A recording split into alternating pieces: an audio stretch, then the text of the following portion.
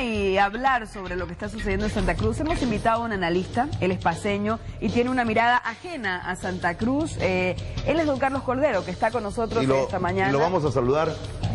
Y le agradecemos además la visita. ¿Cómo está usted? ¿Cómo está, don Carlos? Muchas gracias ¿Cómo por está? su visita. Buenos días. Bueno, ante todo el caso de supuesto terrorismo, declaraciones que van y vienen, nombres que son mencionados, ¿cuál es la visión de un paceño en relación a esto, a todo lo que viene sucediendo, todo lo que viene ocurriendo con este caso que mañana cumple un año? Pues bien, el análisis no solamente es regional, sino es el análisis político. Este es un tema que ha lastimado muchísimo a la región de Santa Cruz, al liderazgo cruceño.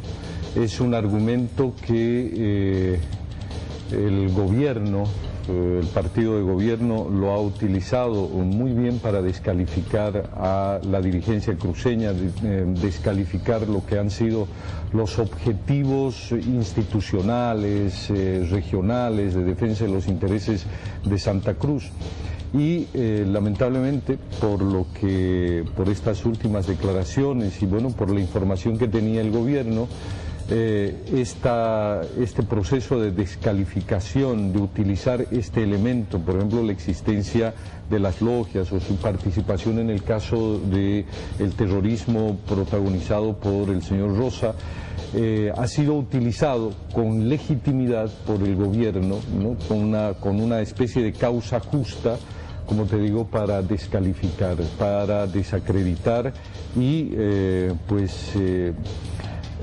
desde el punto de vista ciudadano, como que justifica, explica las denuncias del gobierno y el presidente Morales en sentido de que en Santa Cruz había grupos o personas que buscaban la fractura del Estado, la fractura del territorio, y estas declaraciones, si bien no confirman aquel supuesto de la separación del territorio, de la división del Estado boliviano, sí confirman la participación de grupos o de personas en actividades donde, por ejemplo, la tenencia de armas, el uso de la violencia son privativas del Estado y no son, pues no deben participar por la sociedad. Es un tema preocupante, pero es tan o más preocupante como el tema que ustedes también expusieron del terrorismo perpetrado, de las acciones perpetradas contra el señor Cardenal, ¿no? Con otros enfoques y otras características. En este tema surgen nuevas aristas. Ayer una senadora decía que Eduardo Rosa era amigo de Álvaro García Linera desde la década del 90 y que el pasaje de Eduardo Rosa había sido pagado por la Embajada de Venezuela, por venezolanos. ¿Qué le deja todo esto al ciudadano? Porque hay mucha información, hay una versión, otra versión, las versiones son totalmente contradictorias. ¿Qué le deja al ciudadano esto? Una sensación muy compleja, ¿no? De tratar de entender cuáles son los elementos subyacentes que traten de explicar la presencia de este señor, los objetivos, los apoyos que ha recibido, las repercusiones en las instituciones, los efectos sobre la democracia.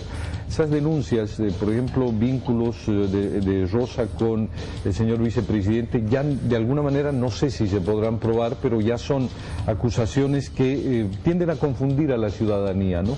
Pero el hecho central de que existan grupos que por la vía de la violencia deseen producir transformaciones en la realidad social o en las instituciones políticas, primero es algo que la ciudadanía rechaza.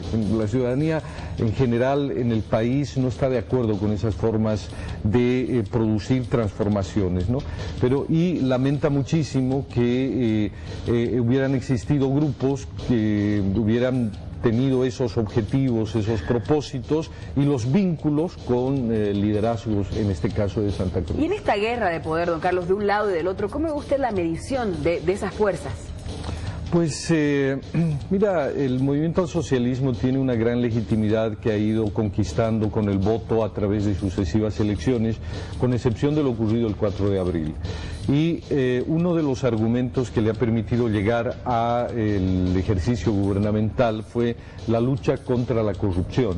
además de la redistribución de la riqueza, el proceso de inclusión social. Pero el tema de la lucha contra la corrupción es muy amplio y ahí es donde se han cometido muchos excesos, ¿no? La corrupción es un concepto muy amplio, apropiación de recursos del Estado, la utilización de estos dineros que antes que se denominaban los gastos reservados. Y ahí también entra esto de la corrupción entendida como acciones que intenten, por ejemplo, tumbar al gobierno, es decir, por la vía violenta, terrorismo, es decir, todo entra dentro de este proceso de corrupción.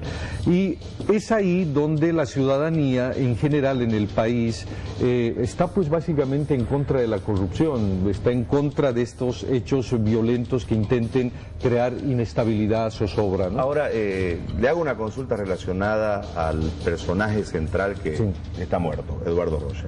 Él deja un video donde habla de la intención de formar un ejército para buscar una separación. Aparece en un supuesto plan de defensa de Santa Cruz en caso de ser invadida. Y aparece también relacionado, vinculado a inteligencia nacional. ¿Para dónde, en su análisis, jugaba Eduardo Roya? Evidentemente, no solamente para el mío, sino para muchísima gente. Hay demasiadas zonas oscuras en este trámite, en este tema.